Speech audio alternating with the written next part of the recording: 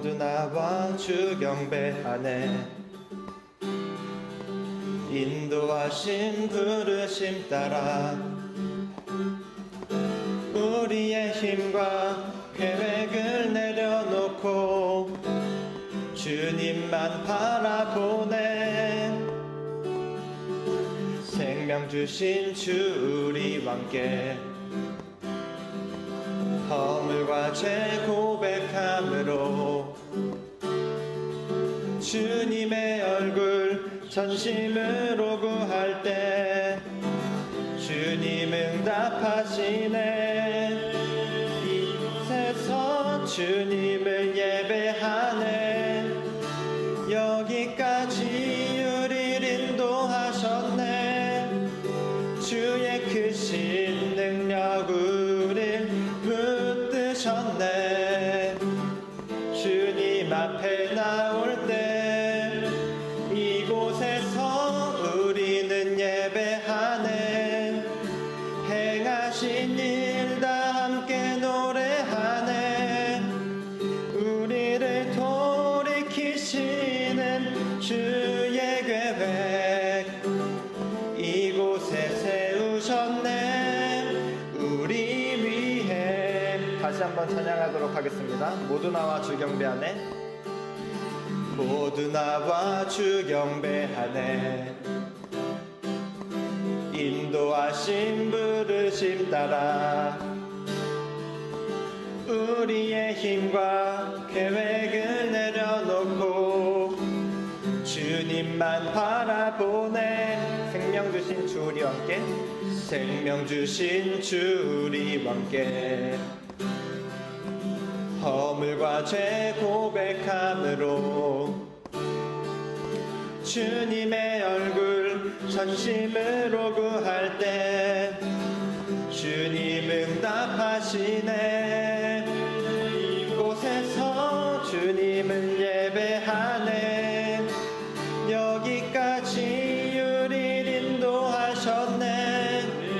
주의 크신 능력 우릴 붙드셨네. 주님 앞에 나올 때 이곳에서 우리는 예배하네. 행하신 일 다 함께 노래하네. 우리를 돌이키시는 주의 계획 이곳에 세우셨네. 우리 위해. 이곳에서 주님을 예배하네. 이곳에서 주님을 예배하네. 여기까지 우릴 인도하셨네. 주의 크신 능력 우릴 붙드셨네. 주님 앞에 나올 때 이곳에서 우리는 예배하네. 행하신 일 다 함께 노래하네. 우리를 돌이키시는 주의 계획 이곳에 세우셨네. 이곳에서 주님을 예배하네. 여기까지 우릴 인도하셨네. 주의 크신 능력 우릴 붙드셨네. 주님 앞에 나올 때 이곳에서 우리는 예배하네. 행하신 일 다 함께 노래하네. 우리를 돌이키시는 주의 계획 이곳에 세우셨네. 우리 위해. 아멘.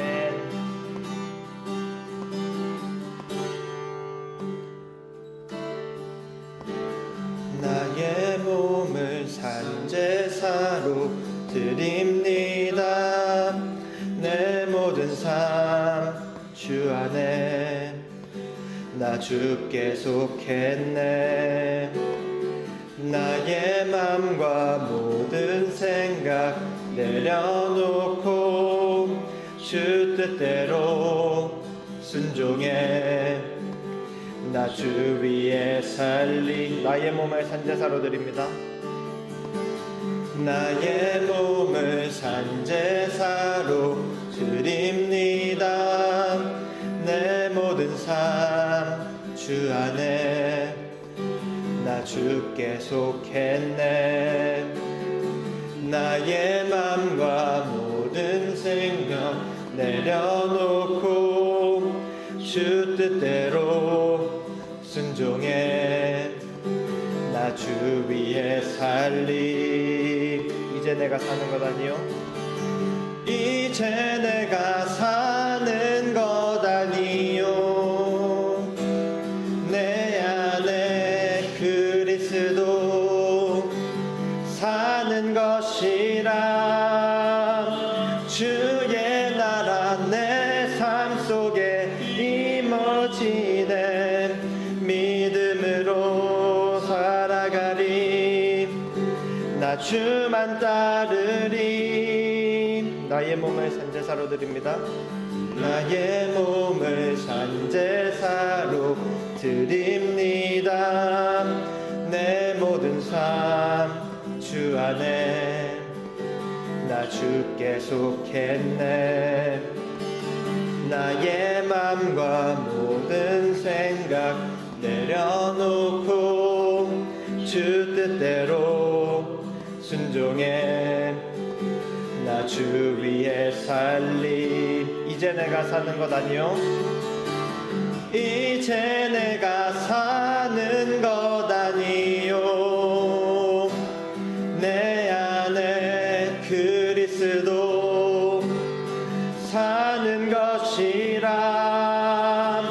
주의 나라 내 삶 속에 이뤄지네.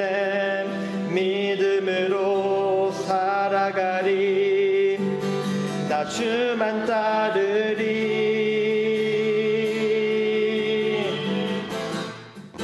주 경배하리.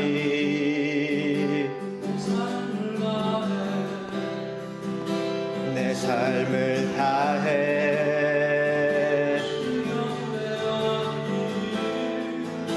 주 경배하리.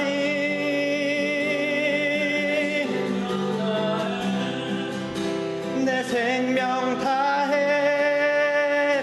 이제 내가 사는 것 아니요 이제 내가 사는 것 아니요 내 안에 그리스도 사는 것이라. 주의 나라 내 삶 속에 이뤄지네. 믿음으로 살아가리. 나 주만 따르리. 이제 내가 사는 것 아니요 이제 내가 사는 것 아니요 내 안에 그리스도 사는 것이라. 주의 나라 내 삶 속에 이뤄지네. 믿음으로 살아가리. 나 주만 따르리.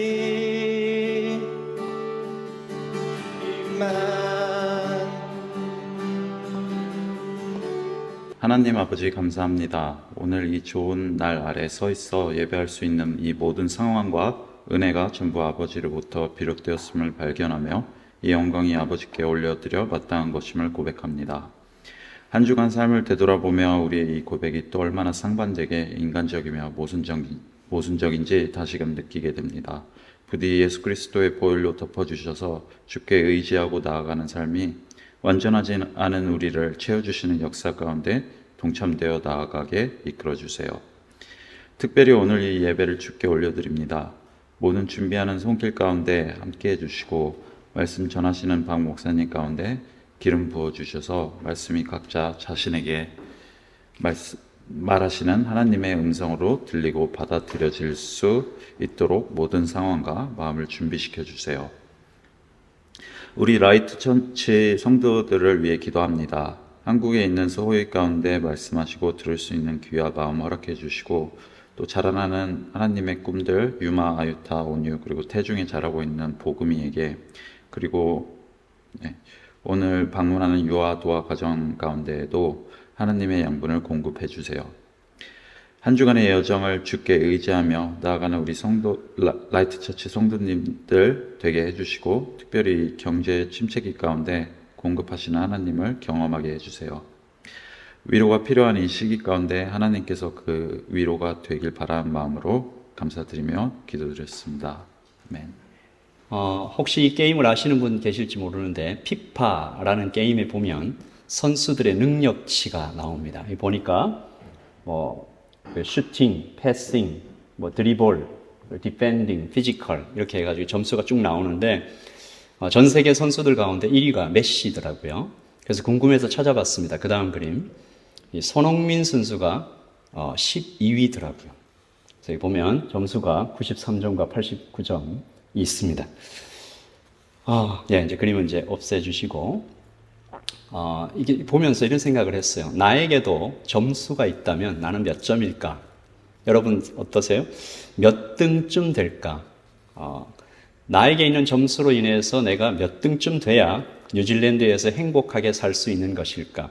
사람에게 여러 가지 능력치가 있을 것 아닙니까? 지능, 체력, 또 관계, 그리고 학력, 여러 가지가 있을 텐데 그 모든 능력치들을 다 합해서 평균을 내보면 몇 등쯤 돼야 이 뉴질랜드에서 그래도 좀 행복하게 살아갈 수 있을까라는 생각을 하는 중에 신앙 점수라도 있을까 생각해 봤습니다. 여러분 신앙 점수 있을까요? 믿음 점수 있을까요?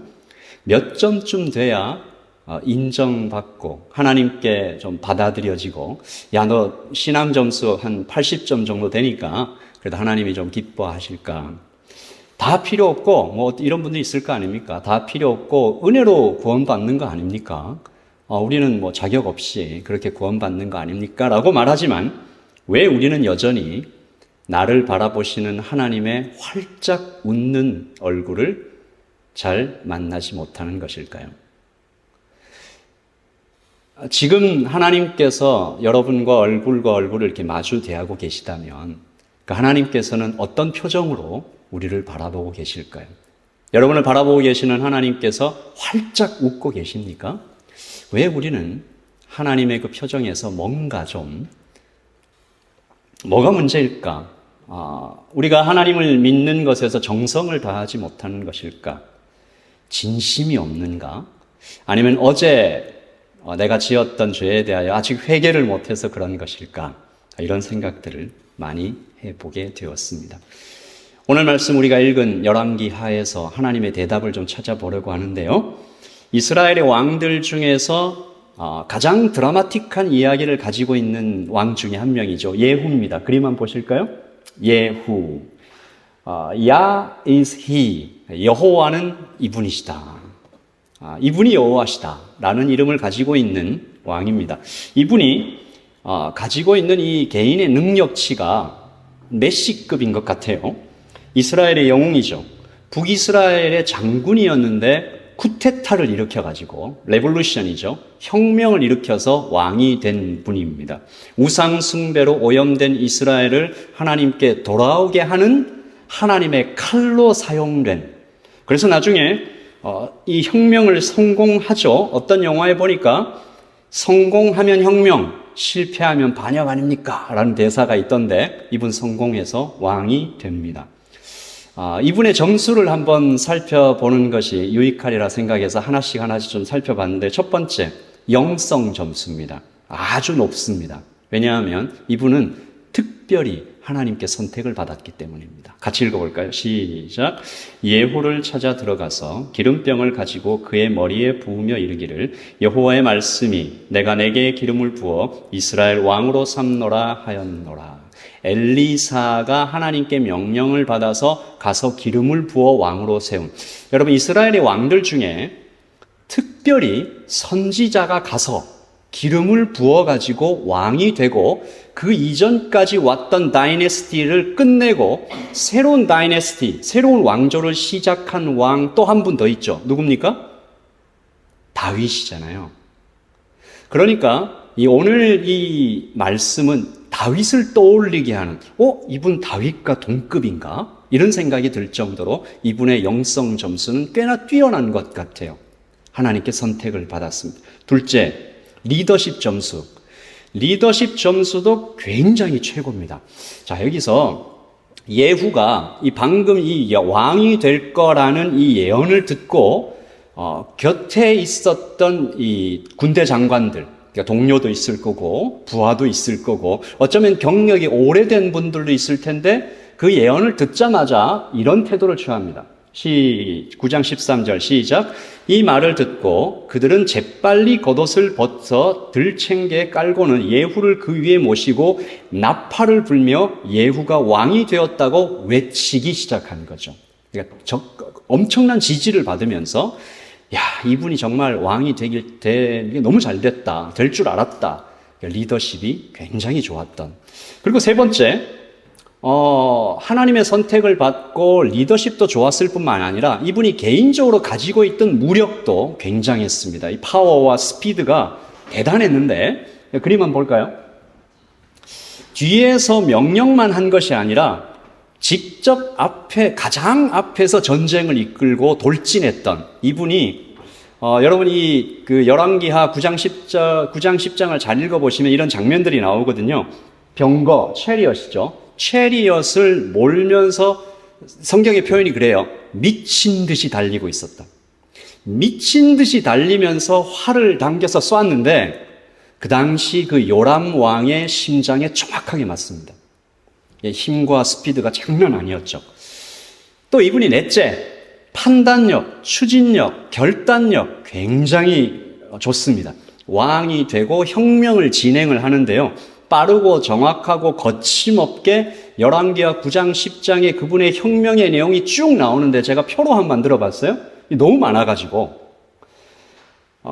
정치 리더들 중에서는 북이스라엘의 요람 왕, 이세벨, 아합의 왕자 70명, 남유다에는 아하시아 왕과 아하시아 왕의 형제 40명, 그리고 아합의 남은 자들 모두 바알 선지자 제사장의 신도들 모두를 다 죽입니다.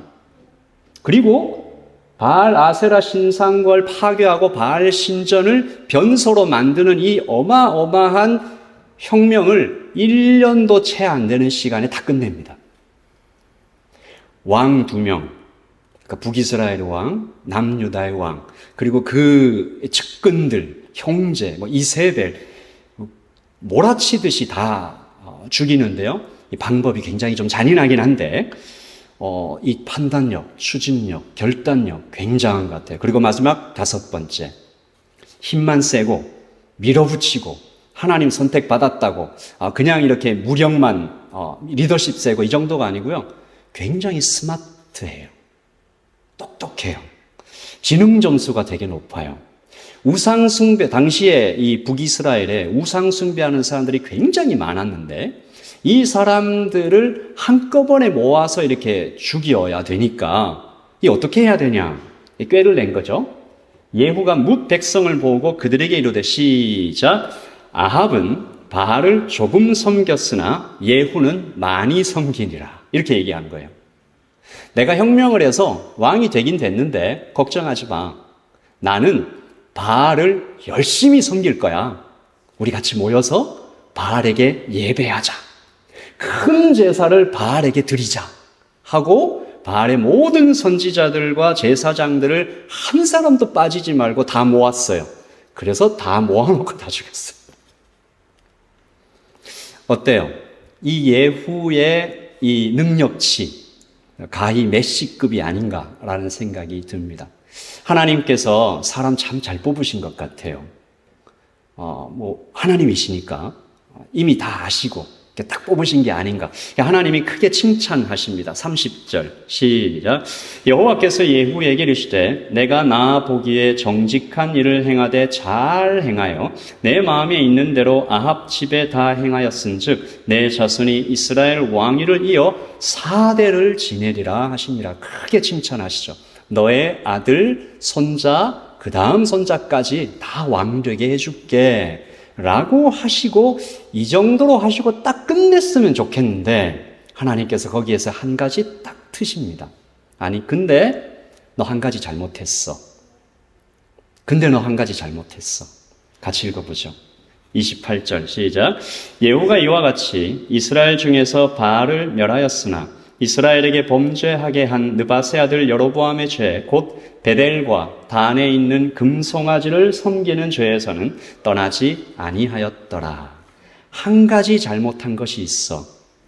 베델과 단에 있는 금송아지 섬기는 이 산당, 이 제단은 안 없앴어. 예후에게는 이 이유가 있었습니다. 여러분, 당시에 북이스라엘과 남유다가 이렇게 갈라졌는데 예루살렘은 어디 있죠? 예루살렘은 남유다에 있어요. 예루살렘에는 뭐가 있죠? 성전이 있습니다. 다윗이 만든 그 성전. 하나님은 성전에서 예배드리라고 하셨거든요. 그러니까 어떤 거예요? 북이스라엘 백성이 제사를 드리려면 남유다로 내려가서 예루살렘에 가서 예배를 드려야 되는 겁니다. 나라는 이미 쪼개졌는데 이게 마치 어떤 건가 하면 서울에 뭔가 굉장히 상징적인 어떤 장소가 있어서 북한 사람들이 매년 추석이 되면, 매년 설날이 되면 다 내려와서 거기서 추석을 지내고 설날을 지내고 올라가야 되는 상황이 됐다고 생각해 보십시오.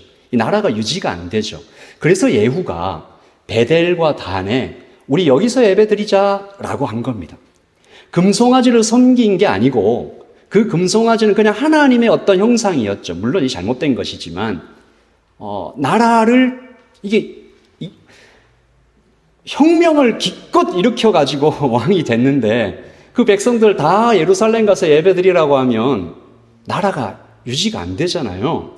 그래서 베델과 단에 만들고 예배를 드리라고 하셨습니다. 그런데 하나님께서 봐주지 않으시는 거예요. 하나님께서 굉장히 큰 벌을 내리시는데 32절 시작.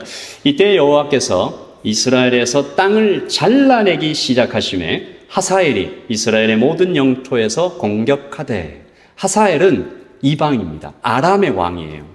아람이 들어와서, 그러니까 이 말씀은 혹시 이렇게 들릴 수 있습니다. 예후야, 너 굉장히 잘했어. 잘하긴 잘했는데 not perfect, not enough. 너 완전하지 않았어.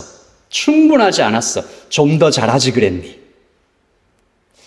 하지만 수고는 했으니까 너와 내 아들, 손자, 그 밑에 손자까지 왕은 되게 해줄게. 근데 땅은 없어질 거야. 전쟁은 계속 일어날 거야. 이 땅이 없어진다는 얘기는 전쟁에서 진다는 얘기죠. 전쟁이 여러 번 일어날 건데 전쟁에서 계속 질 거야. 그래서 땅을 계속 뺏길 거야. 이 땅이요, 어느 정도 뺏긴다는 얘기일까요? 한번 볼까요? 자, 말씀 읽어보겠습니다. 시작. 요단 동쪽 길르앗 온 땅, 곧 갓 사람과 루벤 사람과 므낫세 사람의 땅, 아르논 골짜기에 있는 아로엘부터 길르앗과 바산까지니라. 길르앗과 바산, 그러니까 갈릴리 바다 요단강 사이로 이루어지는 이 물길을 좌우로 왼쪽도 북이스라엘 땅이고 오른쪽도 북이스라엘 땅인데요. 오른쪽 땅 거의 전부를 다 뺏긴다는 거예요. 전체를. 그러니까 나라가 반이 없어지는 거예요. 예후가 뭐라고 했을까요? 하나님, 이거 좀 너무하신 거 아닙니까? 이만하면 됐지. 여기서 뭘 더 어떻게 하라는 겁니까? 제가 1년도 채 안 되는 시기에 북이스라엘의 그 우상숭배했던 요람 왕과 그 모든 아합의 남한 자들 다 죽인다고 제가 얼마나 곳에 피를 다 뒤집어 쓰고 제가 앞장서서 아하시아 왕도 다 죽였고요. 우리나라에 있는 모든 바알 신전, 우상 다 태워서 없애고 바알 신전들 다 변소로 만들고 제가 얼마나 애를 썼습니까? 근데 나라는 유지를 해야죠. 그래서 베델, 단과 베델 그거 남겨뒀는데 정말 억울합니다. 그러니까 하나님께서는 불러놓고 실컷 부려먹고 100가지를 다 잘했는데, 아니 100가지 중에 99가지를 다 잘했는데 한 가지 잘못했다고 바로 버리십니까? 하나님 이렇게 꽉 막히신 분입니까? 사람이 어떻게 다 잘할 수가 있나요? 하나님은 제가 그냥 완벽하기를 바라시는 겁니까? 라는 어떤 신학자는 아니다. 예후가 심판받은 이유는 그의 혁명이 너무 잔인했기 때문이다. 너무 많이 죽였기 때문이다. 그 죽일 때 너무 좀 가혹하게 죽였기 때문이다라는 말을 하기도 하지만 제가 생각을 좀 해봤어요. 이 예후가 이세벨을 죽일 때 높은 곳에서 이렇게 떨어뜨려서 죽이거든요. 이렇게 딱 떨어지면 이렇게 그때 그러면 좀 낮은 곳에서 떨어뜨려야 했나? 그럼 좀 덜 아팠을까? 칼로 죽일 때 좀 천천히 찔러야 됐나? 아니면 좀 뭔가 이렇게 죽일 때 좀 인도적으로 뭐 수면제 같은 걸로 이렇게 죽였어야, 아픈가 안 아픈가 좀 살폈어야 했나? 내가 정말 미안하다. 내가 지금 너를 칼로 칠 건데 눈 감고 있어. 응? 너무 무서워하지 말고 이게 한 번에 1초면 끝나니까 너무 걱정하지 마. 내가 최대한 살살해 볼게. 뭐 이렇게 죽였어야 했나? 여러분, 오늘 이야기를 푸는 열쇠는 단어 하나에 있습니다. 오늘 예후가 심판받았던 이유, 오늘 말씀 31절에 기록되어 있는데요. 우리 같이 읽어보겠습니다. 시작. 그러나 예후가 전심으로 이스라엘 하나님 여호와의 율법을 지켜 행하지 아니하며 여로보암이 이스라엘에게 범하게 한 그 죄에서 떠나지 아니하였더라. 아멘. 사실 이 말씀도 좀 오해받을 수 있습니다. 아까하고 비슷하잖아요. 전심, with all my heart. 마음을 다해라. 최선을 다해라. 그 정도로 안 돼? 탁월한 결과를 만들어내라. 최선만 다해갖고 되니? 결과를 만들어내라. Be perfect. 완전해져라. 라는 말씀으로 우리가 참 오해하기 쉬워요. 전심으로 찬양합시다. 전심으로 예배합시다. 전심으로 믿읍시다. 라고 얘기하면 그렇게 받아들여지기 쉬운데 사실은 여기 나타난 이 전심이라는 단어는 그 반대입니다. 저를 한번 따라서 해주십시오. 나는 못합니다. 자격이 없습니다. 힘이 없습니다. 지혜가 없습니다. 하나님 없이는 한 발짝도 나갈 수 없습니다. 이것이 전심입니다. 다시 말해서 율법의 행위와 나의 능력과 노력이 아니라 은혜의 복음에 하나님을 전적으로 믿는 그 마음이 전심입니다. 예후에게는 이 전심이 없었어요. 그의 마음은 반심이었습니다. 반심. With all my heart가 아니라 제가 영어 이 표현을 잘했는지 모르겠는데 only part of my life. 어떤 part of my heart. 제가 재미있는 찬양 예배 영상을 좀 봤는데 가사를 한번 보십시오. I will sing of your love on Sunday. Only sing of your love on Sunday. I will sing of your love on Sunday. Then this feeling is gone by Monday. 이 part of my heart. 찬양 하나 더 있더라고요. I surrender some. I surrender some. 이거 진짜 찬양인 줄 알고 계신 분 아니죠? 없죠? Jesus, I will give you little. I surrender some. 이 찬양을 부르는 사람들은 왜 주일에만 찬양하고 왜 all이 아니라 some만 드리게 될까요? 예수님만 믿고 있으면 안 되겠다. 복음만으로는 충분하지 않다. 거기에 나의 노력도 더해야지. 세상도 좀 살펴야지. 예후가 그랬습니다. 예후는요, 아까 우리 점수 봤잖아요. 점수가 지나치게 높았어요.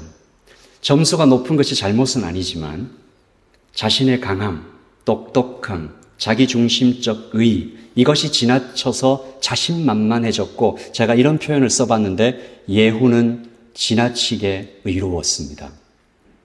예후는 너무 의로웠어요. 그래서 하나님께 엎드리지 못했습니다. 전심으로 기도하지도 않았겠죠. 기도는커녕 하나님 멱살을 잡고 끌고 가는 모양이 되는 겁니다.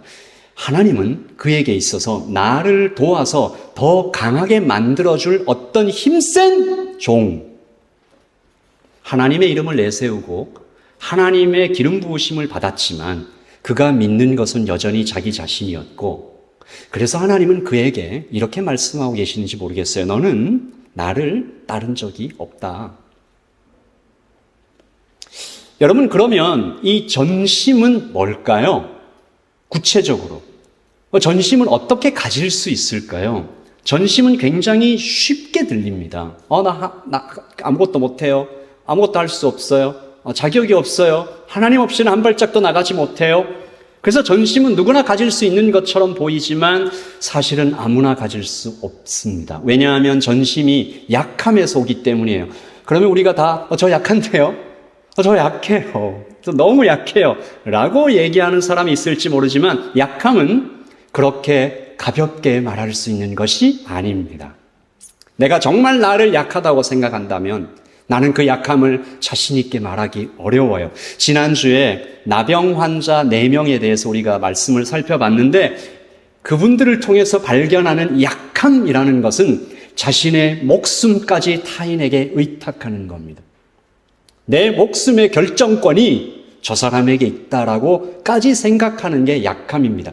말씀 같이 읽어보죠. 시작. 성문 어귀에 나병 환자 4사람이 있더니 그 친구에게 서로 말하되 우리가 가서 아람 군대에게 항복하자. 그들이 우리를 살려두면 살 것이요 우리를 죽이면 죽일 것이라. 내 목숨도 내게 아니에요. 약함은 이런 것입니다. 예후는 자신의 모든 계획이 자기 안에 들어가 있었고 자신이 스스로 말을 몰고 병거를 타고 가면서 화살을 쐈고 그리고 모든 계획을 세워서 왕들을 죽이고 측근들을 살해하고 그 모든 계획을 착착착착 진행시키는데 그 11개 9장 10장을 보면요. 기름 부으심 받을 때 말고는 하나님께 엎드렸다는 기억이 없어요. 오늘 이야기 속에 그래서 하나님은 이 예후의 강함과 예후의 지나치게 의로움과 비교되는 두 사람을 보여주십니다. 그 사람을 통해서 전심이 무엇인지 우리에게 가르쳐 주려고 하시는 것 같아요. 첫 번째 사람은 한 청년입니다. 그리고 두 번째 사람은 우리가 아마 지난달에 함께 살펴봤던 것 같은데 요나답이라는 사람이에요. 이 두 사람은 굉장히 평범하고 어쩌면 하나님께 모든 전심을 다해서 하나님을 구했던 사람인데 먼저 청년을 좀 살펴볼까요? 엘리사의 제자입니다. 이 사람은요, 이름도 기록되어 있지 않아요. 그리고 딱 한 번 여기 등장하고 그 다음에 다시는 나오지 않아요. 엘리사가 이 청년에게 명령을 합니다. 내가 하나님께 예후한테 기름을 부어라라고 명령을 받았는데 너가 가서 부어 라고 얘기하니까요. 허리를 동이고 이 기름병을 손에 가지고 길르앗 라못으로 가라. 거기에 이르거든 님시의 손자 여호삽의 아들 예후를 찾아 들어가서 그의 형제 중에서 일어나게 하고 그를 데리고 골방으로 들어가. 같이 읽을까요? 기름병을 가지고 그의 머리에 부으며 이르기를 여호와의 말씀이 내가 내게 기름을 부어 이스라엘 왕으로 삼노라 하셨나리라 하고 곧 문을 열고 도망하되 지체하지 말지니라. 이거 가서 송곳으로 쏘듯이 화살로 쏘듯이 길르앗 라못으로 쭉 가서 님시의 손자 여호삽의 아들 예후를 딱 찾아 들어가거든 골방으로 급히 데리고 가서 기름병 이렇게 넣어가지고 기름 부음 받고 기름 부음 다 받은 다음에 하나님 말씀 전하면 급히 도망쳐라. 위험한 일이라는 얘기죠. 굉장히 위험하죠. 왕이 버젓이 있는데 다른 왕을 세우는 일 아닙니까? 청년이 이 받은 명령을 정말 글자 하나 안 빼고 그대로 수행합니다. 어느 정도인가 하면요. 기름 붓고 예언의 말씀 전하고 문 열고 급히 도망치는 이 모든 과정 속에서 예후 옆에 있었던 군대 장관들이 웬 미친놈이 다 있냐 이랬어요. 설명 안 하는 거죠. 그냥 그 예언의 말씀 전한다고 집중해서 막 그냥 그 예언의 말씀만 딱 전하고 급히 도망쳐 나온 겁니다. 다시 말해서 이 청년은 자기 생각을 믿지 않았습니다. 자기 생각을 더하지 않았습니다. 자신을 믿지 않았습니다. 어떤 의미로서 내가 지금 수행하는 이 사명이, 이 메시지가 나 자신보다 더 중요하다. 청년은 철저히 자신을 숨깁니다. 예후한테 쪽지 하나 남기지 않아요. 제가 뭔가 하나 했습니다. 제 이름은 이건데 주소는 여기고 제 계좌번호는 여기니까 이쪽으로 좀 뭔가 성의를 좀 표시하든지 뭐 이렇게 쓱 남기지 않았어요. 순종하고 결과는 하나님께 맡기고 빠져나옵니다. 여러분, 이것이 전심입니다.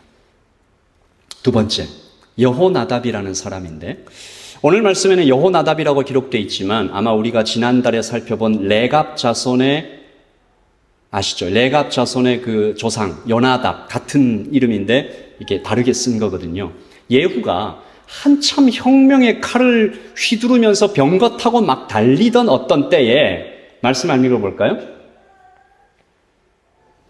10장 15절인데 제가 읽겠습니다. 예후가 거기에서 떠나가다가 자기를 맞이하러 오는 레갑의 아들 여호나답을 만난지라 그의 안부를 묻고 그에게 이르되 내 마음이 너의 마음을 향하여 진실함과 같이 내 마음도 진실하냐 하니 여호나답이 대답하되 그러하니이다 하고 이르되 그러면 나와 손을 잡자. 같이 읽을까요? 손을 잡으니 예후가 끌어 병거에 올리며 이르되 나와 함께 가서 여호와를 위한 나의 열심을 보라 하고 이에 자기 병거에 태우고 사마리아에 이르러 거기에 남아있는 바 야합에게 속한 자들을 죽여 진멸하였으니 병거 타고 가다가 딱 보니까 용사가 한 명 있는 거예요. 그리고 영향력이 꽤 큰 사람이 한 명 있는 거예요. 그리고 옛날부터 알고 있었는데 이분이 신앙이 굉장히 좋은 사람이라는 걸 알고 있었어요. 이 사람을 포섭하면, 이 사람이 내 사람이 되면 이 혁명 성공하겠다라고 생각하고 부른 거죠. 요나답은요, 고민하지 않습니다. 이것이 하나님을 위한 일이라고 생각을 하니까 그냥 아멘 하고 딱 손잡고 같이 병거에 타요. 누가 그걸 그림으로 그렸던데 이런 거죠. 여기 이 그림을 보면 아마 이 그림 그린 분들은 이 요나답이 굉장히 용사처럼 이렇게 표현을 해놨는데 그건 용사죠. 요나답과 함께 했기 때문에 이 예후가 성공할 수 있었습니다. 자, 혁명이 성공했습니다. 예후가 불러서 함께 왕의 병거에 타고 전쟁을 같이 수행했던 사람인데 혁명에도 성공했으니까 이런 사람을 뭐라고 불러요? 한국 사극에 보면 개국공신이라고 부르지 않습니까? 개국공신. 전쟁 그 혁명 다 끝나고 나면 이 요나답은 어느 정도 자리에 오르게 될까요? 아마도 국방장관? 더하면 총리? 얼마나 큰 상을 받겠어요?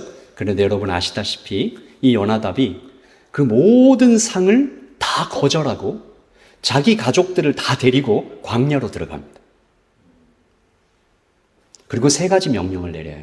가족들에게 포도주 마시지 말고 땅 가지지 말고 집 짓지 말고 평생 동안 텐트 치고 살아라. 3가지입니다. 포도주 마시지 말고 사유재산, 집이나 포도원 그런 거 가지지 말고 집도 튼튼한 어떤 집 만들지 말고 텐트 치며 살아라. 이 장면에서 요나답의 전심이 보입니다. 왜냐하면 요나답이 본 게 있거든요. 아까 예후가 단과 베델의 금송아지를 그대로 남겨두는 장면을 보면서 예후가 하나님의 이름으로 이 혁명을 시작했는데 이분은 자기 욕심은 다 챙기네. 전심이 아니네. 예후의 욕망과 하나님의 말씀이 부딪히는 걸 봤어요. 그러면서 즉각적으로 요나답 마음에 들어온 생각이 뭐냐 하면 이 나라 결국 타락하겠구나. 이 나라 결국은 이 옛날에 요람 왕, 아합 왕 때처럼 그렇게 다 타락하겠구나. 그리고 그 다음 생각이 정말 중요합니다. 저를 한번 따라서 하시죠. 여기 있으면 나도 타락하겠구나. 나는 유혹을 이겨낼 수 없는 존재구나. 요나답은 자기 자신을 믿지 않아요. 나는 유혹을 이겨낼 수 없구나. 나는 약하구나. 그래서 그는 반시민 예후를 떠나서 은혜 없이는 살 수 없는 곳 미드바르 광야로 떠나가게 되는 것이죠. 이게 전심입니다. 우리는 우리 자신을 지나치게 많이 믿죠. 제가 들은 얘기인데 정확하지 않을 수 있지만 그 알코올 중독에 빠진 사람들을 치료할 때 그 치료하는 사람이 처음 그 알코올 중독자와 하는 대화 중에 그런 게 있대요. 당신 회사에서 집으로 오는 이 루트, 이 길, 그 길에 술집들이 있냐? 그러면 길 바꾸자. 올 때 술집 없는 데로 이렇게 찾아서 들어가게 하자. 왜요? 약하니까. 이분들은 통계적으로 아는 거예요. 사람은 약하니까. 예후는 강했습니다. 강하다고 믿었어요. 힘, 지혜, 리더십, 활도 잘 쓰고 병거도 잘 타고 주위에 사람도 많고 리더십. 하나님, 저 같은 사람을 뽑으신 하나님 훌륭하십니다. 기름 부음 딱 저 같은 사람을 뽑으셔야 되죠. 참 잘하셨습니다. 그리고 이분이 그 혁명을 진행하는 도중에 이런 식으로 행동을 합니다. 요람 왕 죽이고 아하시아 왕 죽이고 그 다음에 이세벨 왕 죽이고 그 시체가 이렇게 딱 있는데 그 시체를 말로 밟고 지나가서 성에 들어가서 파티를 합니다. 오만하죠. 나는 하나님의 선택을 받았으니 누가 내 앞을 막겠느냐. 하나님, 저에게 잘 협조해 주시면 좋은 일이 있을 겁니다. 여러분, 예후를 보면서 떠오르는 안타까운 모습이 있었습니다. 예수 믿고 이 이야기는 여러분 좀 불편하실 수도 있습니다. 다른 사람 이야기라고 생각하지 마시고 나를 좀 돌아보면 좋겠어요. 예수 믿고 구원받은 후 내 생각대로, 내 마음대로, 내 경험대로 살아가는 성도들입니다. 이분들은 옛날에 이 인생의 어느 한 시점에서 크게 한번 내가 회개했으니까, 그래서 하나님의 선택을 받았으니까, 천국 티켓을 이미 받았으니까, 새가족 교육도 받았고 성경도 웬만큼 아니까, 알 거는 내가 다 아니까 하나님 이제 제가 좀 알아서 할게요. 뭐 이렇게 좀 사사건건 하나님께서 이렇게 얘기하실 필요 있습니까?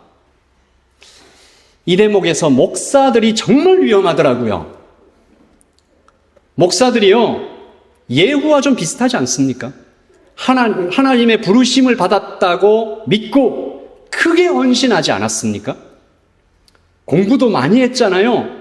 리더십 좋고 스마트한 목사님들 많잖아요. 사람들이 주위에서 훌륭하다, 은혜 받았다, 칭찬 많이 해주시잖아요.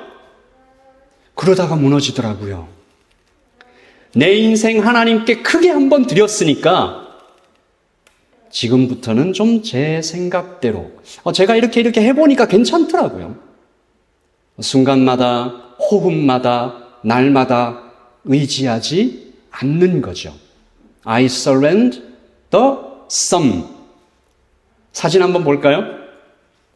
오래전 미국의 방송에서 봤던 장면인데 LA에 있는 7명의 파스터인데 5명밖에 없네요.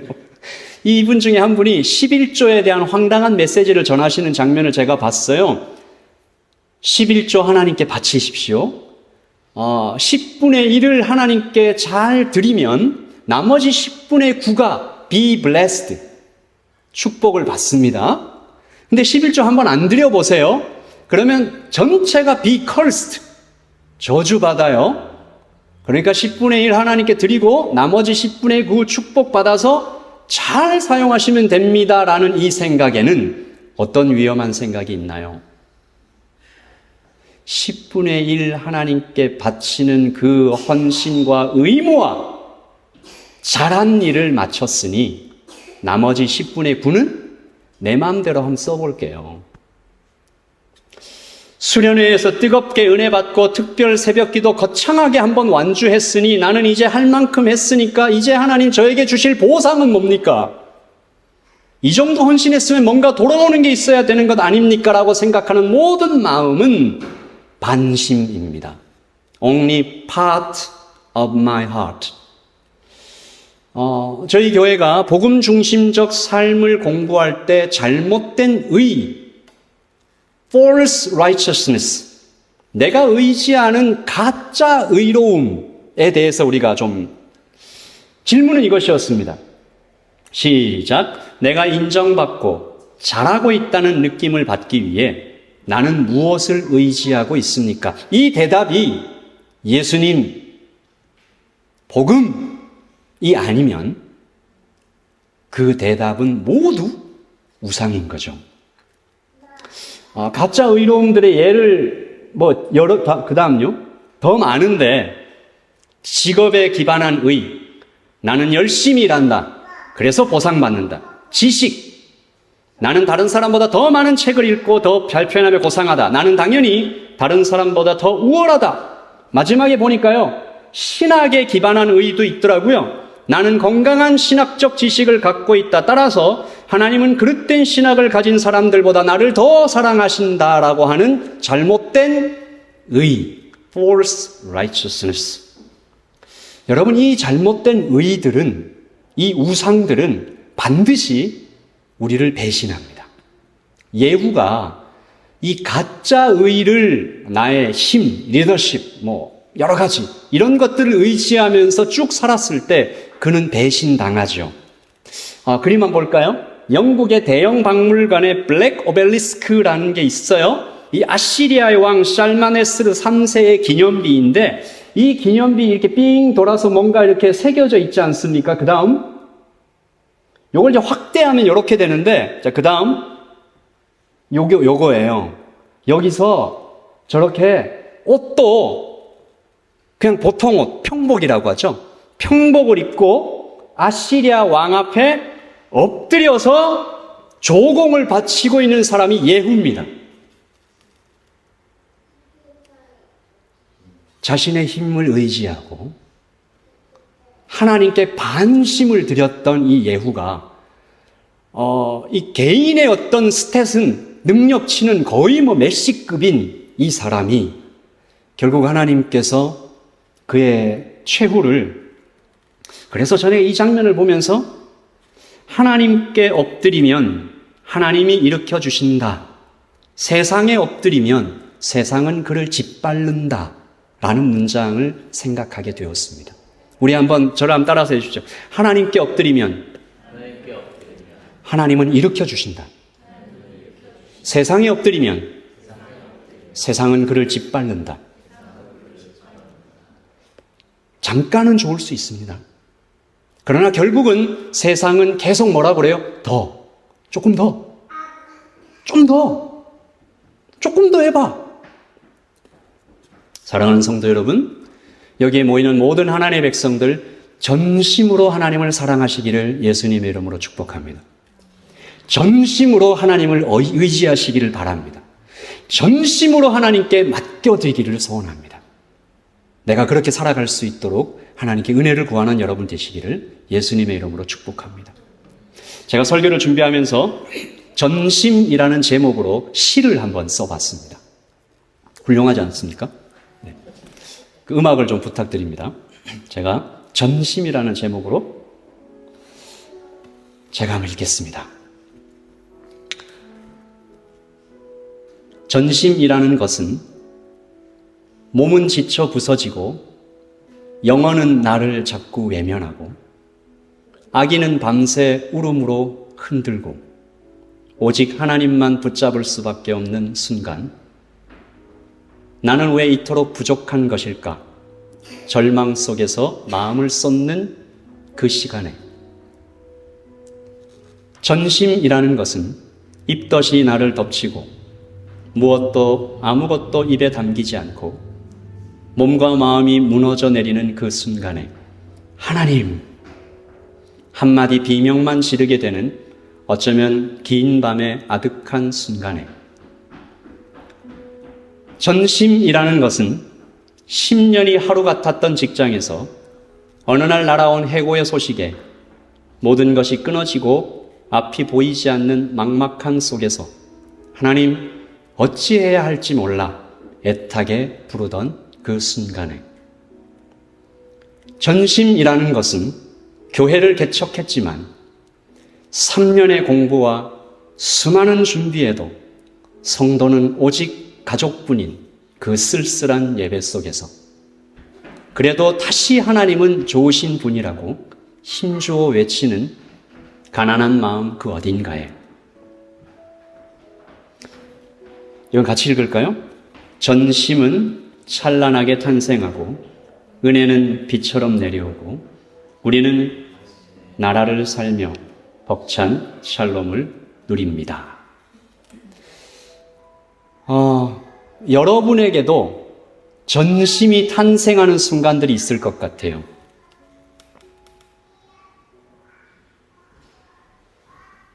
갑자기 들려오는 가족의 아픈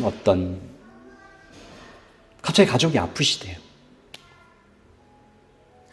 그리고 인생에 지금 막 아주 중요한 순간을 앞두고 있는 그래서 하나님 밖에는 의지할 수 없어서 하나님이라고 찾는 그 순간에 전심이 탄생하는 것 같습니다.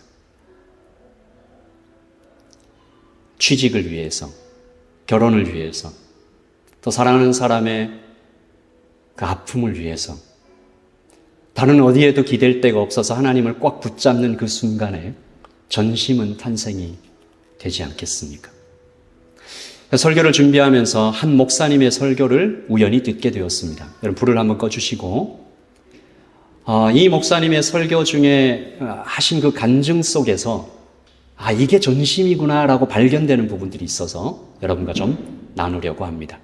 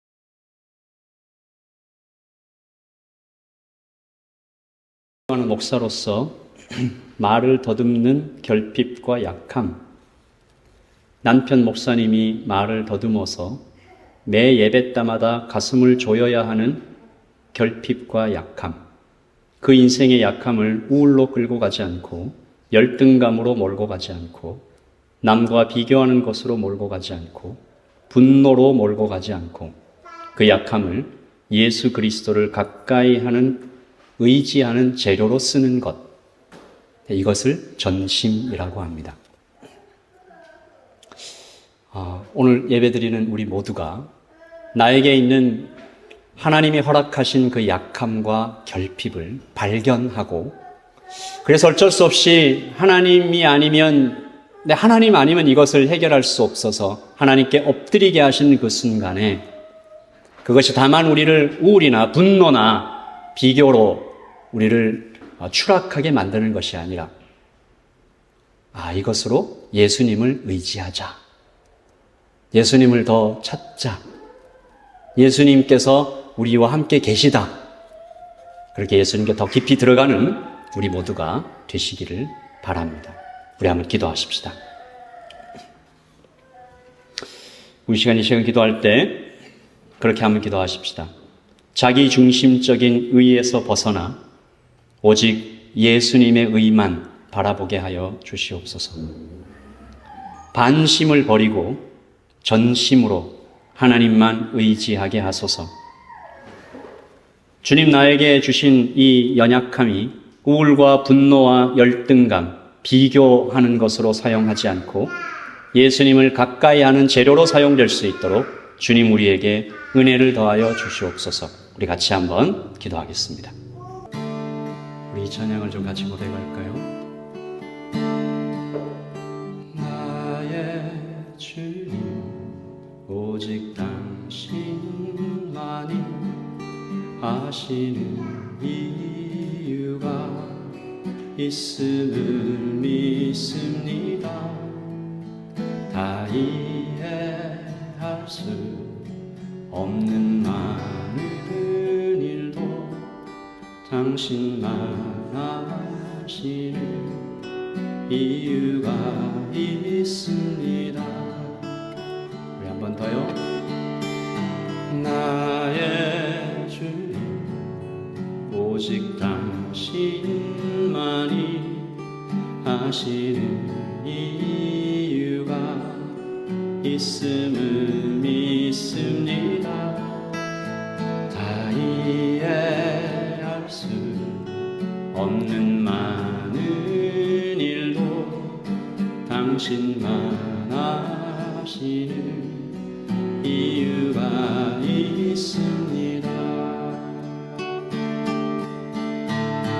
내게 주어진 많은 일들 왜 내게 주셨는지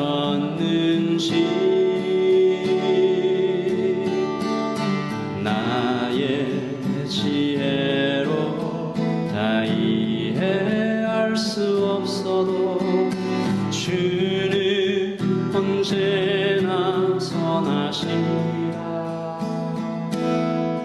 주님 이제 나를 더 사랑하고 더욱 공감하고 깊이 위로합니다. 더 낮아지고 더 겸손하게 오직 주님만을 더욱 사랑합니다.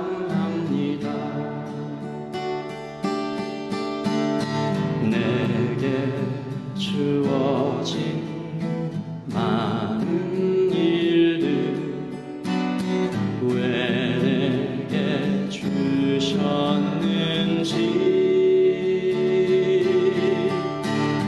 나의 지혜로 다 이해할 수 없어도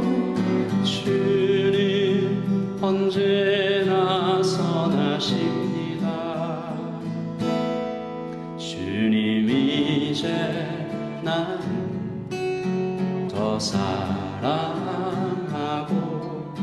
더욱 공감하고 깊이 위로합니다.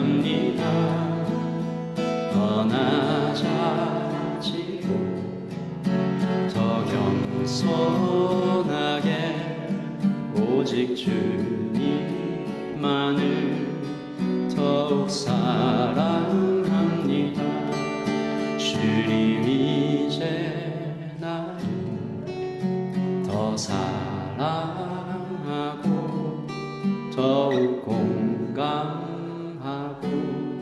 깊이 위로합니다. 더 낮아지고 더 겸손하게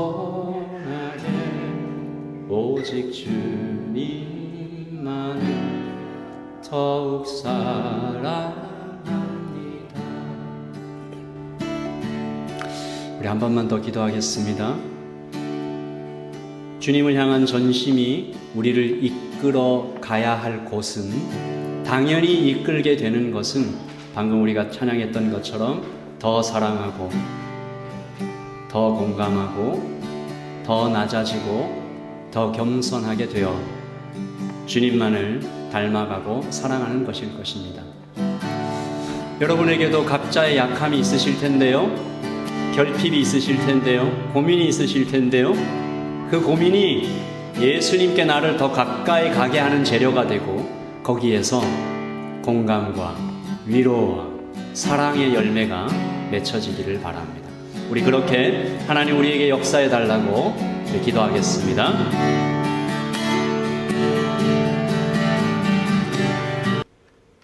하나님이 허락하신 축복이 우리에게 임하여 내가 무엇인가 잘하게 되었다면 조심하게 하시고 감사하게 하시고 그것이 나를 자신만만하게 만들지 않도록 하나님 우리를 더 겸손하고 더 낮아지게 하여 주시옵고, 하나님 우리에게 인생 살아갈 때 주신 약함과 결핍이 나를 상심과 우울로 끌고 가지 않도록 하나님 오늘 이 시간에 우리와 함께 계시는, 우리를 다 아시는, 우리를 새롭게 하실 주님께 더욱 의지하는 전심을 생산하게 하여 주시옵소서.